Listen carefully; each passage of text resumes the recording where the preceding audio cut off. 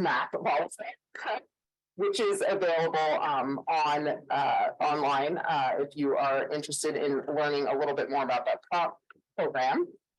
Oh, sorry, to me, got it. One of the tools that we developed, so all of these programs have tools that are developed around them to help participants advance what they're doing, to see examples, to learn more. This is a toolkit that we put together for municipalities, for local government, that can encourage action on equity and built around how municipal governments operate and understand equity. And so it aligns with the sprint, it aligns with the larger Sustainable Pennsylvania designation, intentionally so that progress on any one of these, in any one of these ways, builds to overall achievement. This project, this toolkit is designed with the municipal officials in mind, but the actions presented in the toolkit, data and resources, are valuable for communities, or community members too, because they help you understand what can the municipality do, right? What can we expect the municipality? What can we expect of the municipality in these different areas? And that's important because often that's an unknown, I think, as to where what the specific office can do, right? And so it's broken out into many different categories. There's just one example page of it in terms of community engagement, encouraging, again, that intersection with health. And this is a project that we worked on with researchers at the Center for Health Equity at Pitt, and as well as the Western Pennsylvania Regional Data Center, to help come up with some local data that aligns to some programs they're working on. So again, weaving it together. Okay, so I mentioned that we also convene networks, and we do. This is an opportunity, as I said, to encourage people to come together, learn from one another, amplify efforts that are happening. This is a photo from, I think, actually pre-pandemic, but it's a newly invigorated group, the Sustainability Practitioners Network, which is folks working at different organizations in sustainability who can come together and kind of compare notes and activate. That's not the only network. We also convene a network of CEOs, of C-suite leaders who are committed to advancing sustainability in their companies and in the region and beyond. And other networks that we've hosted in the past contain or include the Plastics Collaborative on the consumer side.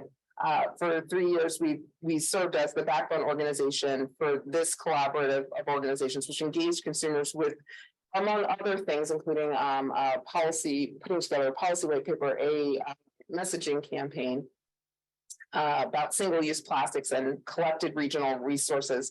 And here's another quick story, because this isn't all about recycling, right? People think about recycling as kind of the solution, but this is really about rethinking the way that we make products, the way that we, even the way that we generate, use, and then, hopefully reuse these products rather than have that end state that requires them just becoming trash. But on the recycling note, so sometimes I'll let people know, I'm letting you know that when I was in middle school, I twisted my parents' arms to get them to start recycling. This was a fight. This was before curbside, so they had to store it up in the garage and then cart it somewhere. This is not an easy battle. But I will tell you that years later, I was probably in college, came home for a family barbecue. My dad comes to me. He holds up a can and he says, anyone who throws away an aluminum can should be put in jail. It's a little extreme. I mean, that's a little much. He said, it just doesn't make any sense not to. They shouldn't have a fine. It doesn't make any sense not to, which I thought was great because it was the exact argument that I used with him to get him to start recycling in middle school, which I'm telling you this story because, all of us have a role to play in having these conversations and continuing to help people, think through what for me has always been just kind of a logical argument for how we would do this better, how we would be in relationship to one another and to the materials around us in more sensible ways. But we're not perfect either, and that's another key lesson. I told you that they'd be making another appearance. Here with those single-use bottles of lemonade, single-use plastic bottles of lemonade on the home from the optometrist. This was taken in late September 2020, so in the pandemic. Hungry kids, you've got to feed them. And I will tell you that as the Executive Director of Sustainable Pittsburgh, I can't tell you how many times I meet people and they've apologized before I've even said one word. It's immediately, I really care about this. I do eat meat, but honestly, I do care. I drive an SUV, I'm so sorry, but something to care. You know, that's another key message that I want to leave you with today. Not just that these things are interconnected, but that they require systems change, right? It's not, none of this is something where we individually need to be crushed by the guilt of it, right? This is something that we all need to work together to solve, and we all can solve. Just as an aside, I mean, I don't know if any of you want to hazard a guess. I like to play this little game as to which of these guys is dressed appropriately for the late September weather.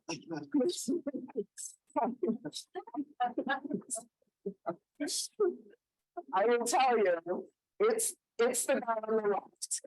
My son, who is it was 80 degrees that day in late September in 2020, you know. So another lesson here perhaps about being prepared and adapting to some of the changes that we are already seeing, and you know, being thoughtful about that. I know his older brother's not in the scarf, and that's what he's doing that day. Okay, so the last bucket is urgent and emergent challenges. I talked about this a little bit, and you know, we've really been focused on climate today. I want to talk about stakeholder conversations just briefly that Sustainable Pittsburgh has been hosting in partnership with the CEOs for Sustainability to kind of come to grips with what a clean energy transition really looks like for the region. There are a lot of folks talking about this in heavy industry, which I talked about before, in transportation, you know, there's a huge workforce conversation, and that's something I'm going to talk about on my one of my final slides here. There's a lot of topics that come up, and basically what's emerging out of these conversations, as far as we can see, are three key themes. One, we need to get all of these technologies implemented. We need to get things to scale. It's not going to be enough for, you know, one pilot project over here to be really successful, or one building over there to be super efficient, or, you know, we need all of these things to scale, to spread, and to scale. We also know we don't have all the answers yet, right? So there'll be things to figure out, and there will be enabling policies that need to happen to help make that possible. And I think that may be something that is discussed in today's program, which is great. Second, there needs to be meaningful community engagement, not just okay, here's the solution for you. That never works. It's a bi-directional conversation where people in communities can inform the conversation and the decision making. And then lastly, measurement and accountability. That we need to know that we're getting where we're going, that as these technologies are implemented, that we're meeting the reduction goals that we are hoping to meet, that we want to meet, that we need to meet, and that also that accountability, we're holding ourselves accountable for that community engagement piece too. It's not all about carbon reduction. It's about how do we really design processes. This is kind of a new space to be thinking about, to be meaningfully doing all of these things at once. We're in the process of shifting from one paradigm to another in terms of clean energy transition on purpose, not like with the invention of a cell phone or something. We're shifting the paradigm for how we operate on purpose. And that's a bit of a new thing. But we know there's massive opportunity.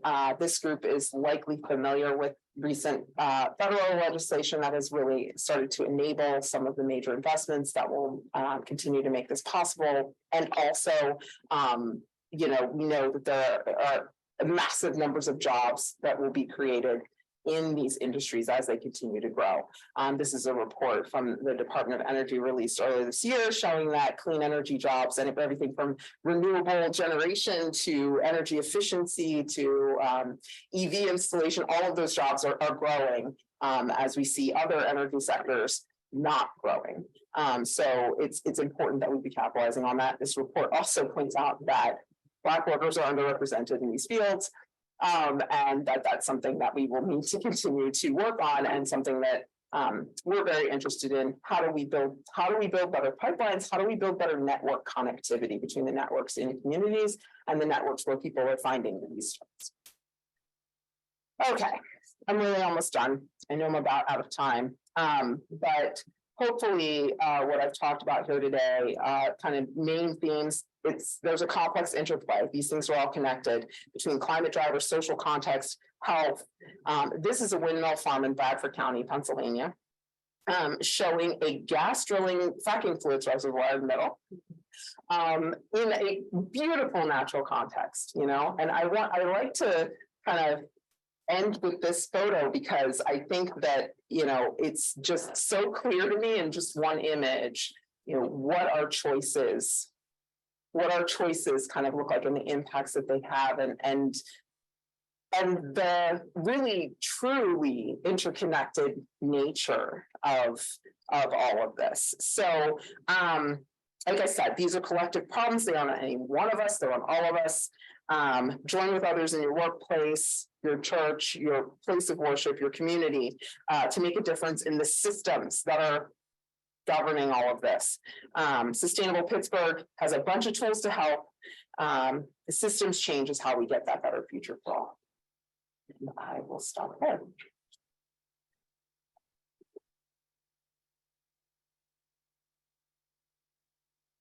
Thank you so much, Joylette. I'd like to now invite Katie and Genevieve to join us. Should we start with Genevieve and have you share some remarks of your own and your thoughts on Joylette's address? Sure, thank you. And can I confirm that you all can hear me? Because I was cutting out a little bit during Joylette's presentation, so I didn't catch all aspects of the end and wasn't sure if it was on my end or not. So that was great. And I think a lot of things really resonate for me. And I've written down way too many things to say, but we'll pick just a few. I think we ended with talking about meaningful involvement. And so again, I'm the Senior Advisor for Environmental Justice at the City of Philadelphia. And so just for some grounding, want to share what environmental justice means to me, which is different than, you know, how the federal government may define environmental justice. And I think it's really important to think beyond the most common definition that's used by EPA. But for me and the work that we're doing in Philadelphia, environmental justice is the equitable distribution of environmental benefits and burdens. And I think it's really important to keep in mind that word benefits and not simply focus on exposure to hazards, but also the things that we need to be healthy. And so Dr. Portlock talked a lot about health and its connection to climate and environmental issues. So that's one, equitable distribution of benefits and burdens, redress of past harmful environmental policies and practices, and then the meaningful involvement of residents, particularly those most impacted. So we're not involving all people in the same exact way, but some people need to be involved more or differently.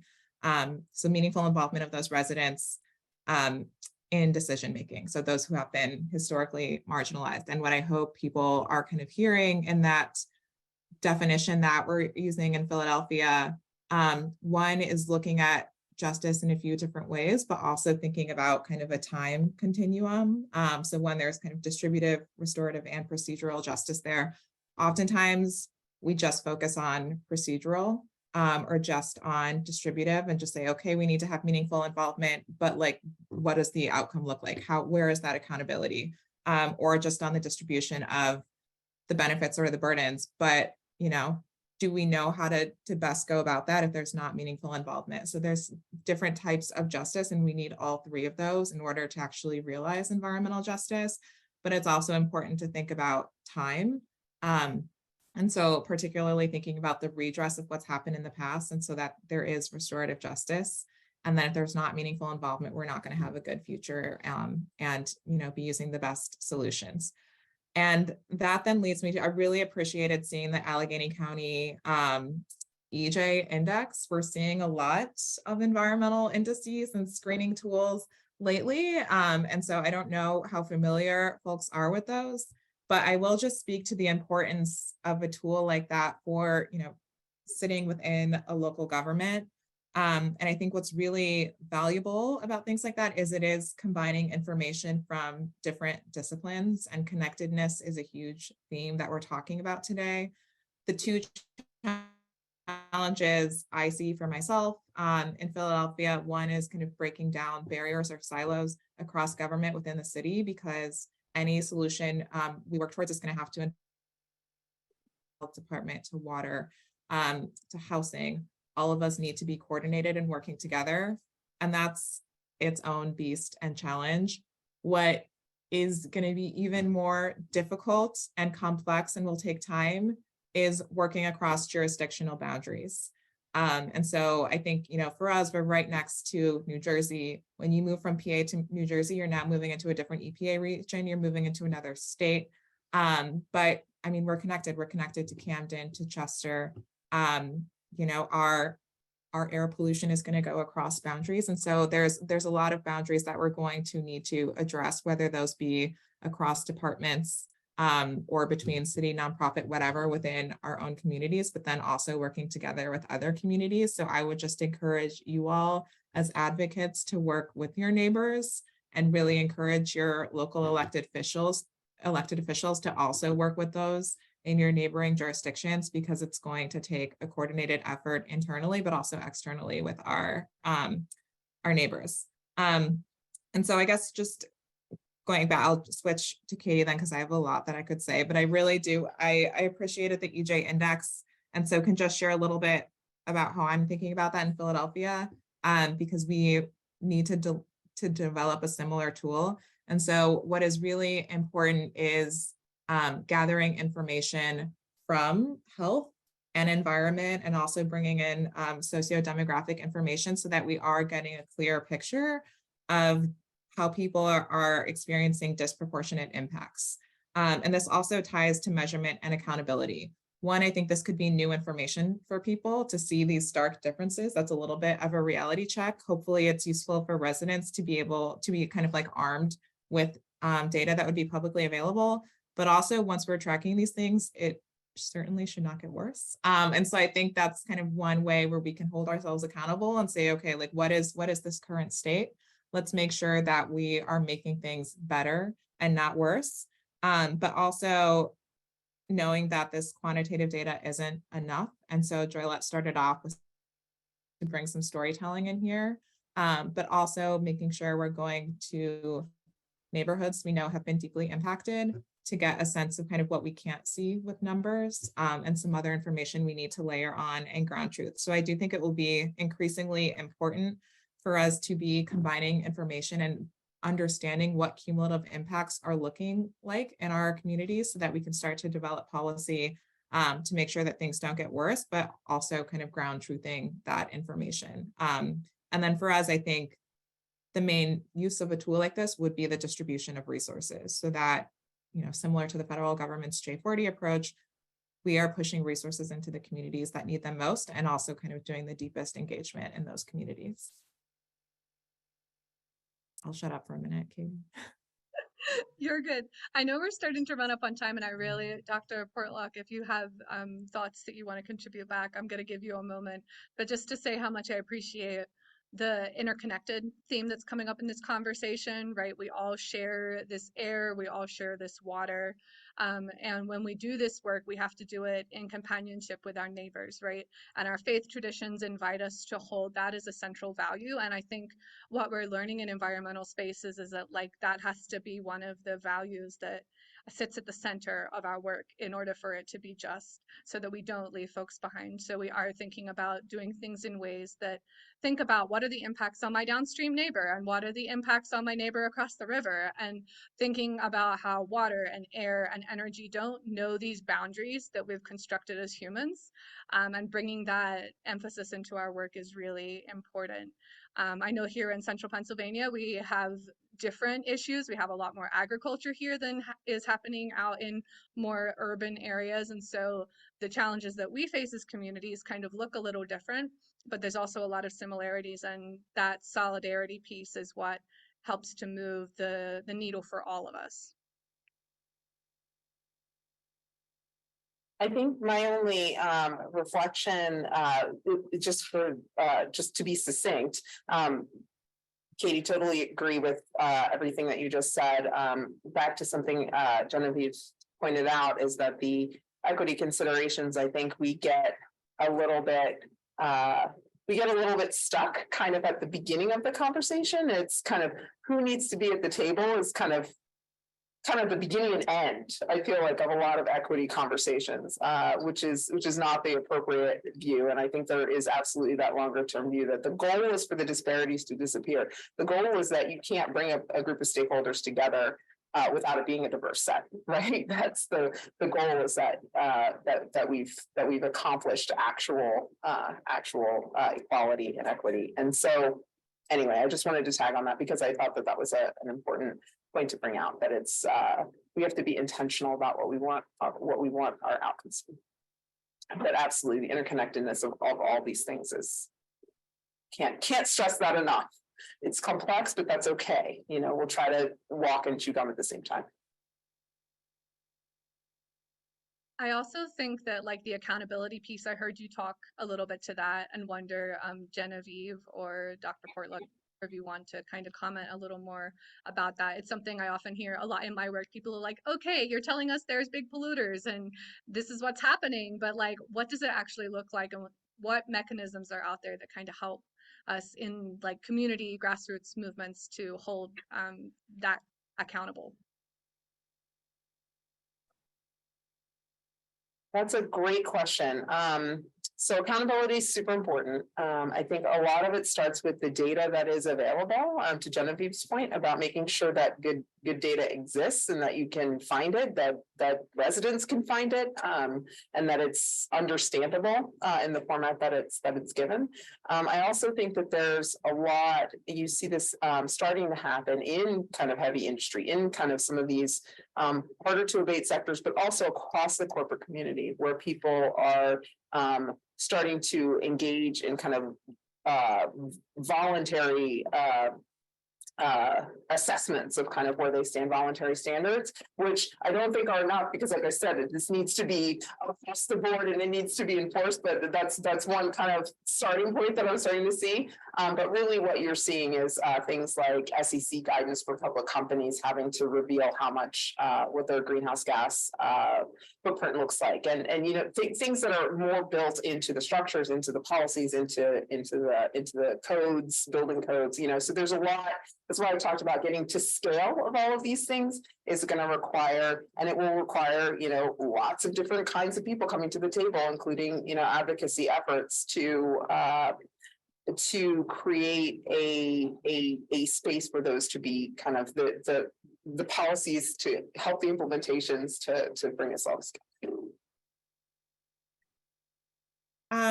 One thing I'll add is just something, I'm thinking about as we plan and begin to embark on some community engagement, is I think that there's a question that's not asked enough. That's like, what does success look like when we're working with communities? And so an example that I've seen in every city I've worked in is, when things like green infrastructure are built. So like a rain garden or something like that, a huge challenge is maintenance. So that's just one example of like, even if we're working together with community to design a solution, like what does success look like? What does this look like a year from now or 2 years from now? And I think, again, it's like we sometimes stop too soon in some of the projects that we're working on and don't think further into the future.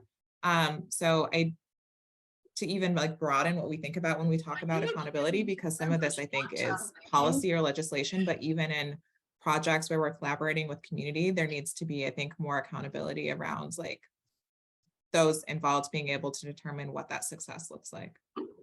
I'm sorry for interrupting you there. I don't think it translated on Zoom. I was making a comment about people and short-term thinking and how very, very common that is. Yeah, I think it's really important, like not just the maintenance piece, but like the follow-up piece in general. Like we're so good at showing up and saying, let's plant the trees, let's put in the rain garden, let's like write to this legislator, but we don't like do the follow-up actions that need to happen afterwards to like solidify and continue that motion that got started. And I think it's a really good point that you both raised. Well, I want to thank you both. I think we're running right up against time. I think Nathan or Kathy, are you coming back to end out our session? Yes, but before we take the three of you off the screen, I want to thank you so much for sharing your insight. I think you're pointing towards a word that gets more and more used as the sustainability or resilience movement evolves, and that's regeneration or a regenerative movement. And that's why I want all of you to stay in touch with PA-IPL and to use us. And we would like to stay in touch with you and work with you, because we really love to use listening sessions and understand what people in the communities that we're working with need before we start to implement or develop policies and then implement strategies to make those policies effective. So we're here for you, and we hope that we can continue to work with you through the future. If we make projects truly regenerative, people will own them, and it won't matter if we're there or not. Those people will then carry those projects in their own individual neighborhoods. So I think that's something important to remember. And as you all know, as we wrap up, PAL is a community of congregations, faith-based organizations, and individuals of faith who respond to environmental justice from a moral and an ethical perspective. When I first started working with PAL, I thought, what a novel idea. Too much in my past work, economics. So it's wonderful to have this moral and ethical approach to my work now. And we do that through advocacy, education, energy conservation, energy efficiency, stewardship, and the use and promotion of clean renewable energy. So all of us at PAIPL would like to thank the three of you, our generous hosts today in our 4 locations, our attendees, our supporters, and our other participants yet to come, our workshop participants in our 4 locations, our sponsors, and of course our volunteers, of which we had many today. Thank you. Because you've shared your knowledge, your experience, your beautiful spaces with us, and you support our work on many different levels. So after a brief break, we will move on to our in-person workshops in our different locations. Depending on each location, there might be time for a bio break and some light refreshments. And thank you again for joining us all across Pennsylvania. Have a lovely day. Before we let people go, do we want to say a word about the recipient of this year's Visionary Leadership Award? Thank you for reminding me, Katie. Yes, on top of having Dr. Portlock with us today as our keynote speaker, I would like to congratulate her on being PAIPL's a recipient of PAIPL's Visionary Award in 2022. So we couldn't be happier to celebrate the work that you've done. Thank you. I was completely surprised by that when I was getting ready for the talk, but I'm honored and I'm humbled and I'm in great company. So thank you very much for that honor. This is the first time that our Visionary Award has also been our keynote speaker. So we'll see how that continues into the future. And we happen to have a past recipient, Dr. Patty DeMarco, here with us in Pittsburgh as well. So please visit our website to learn more about the Visionary Award. And we'll look forward to hosting Dr. Portlock in a keynote address at one of our statewide meetings early in 2023. Thank you and have a lovely day.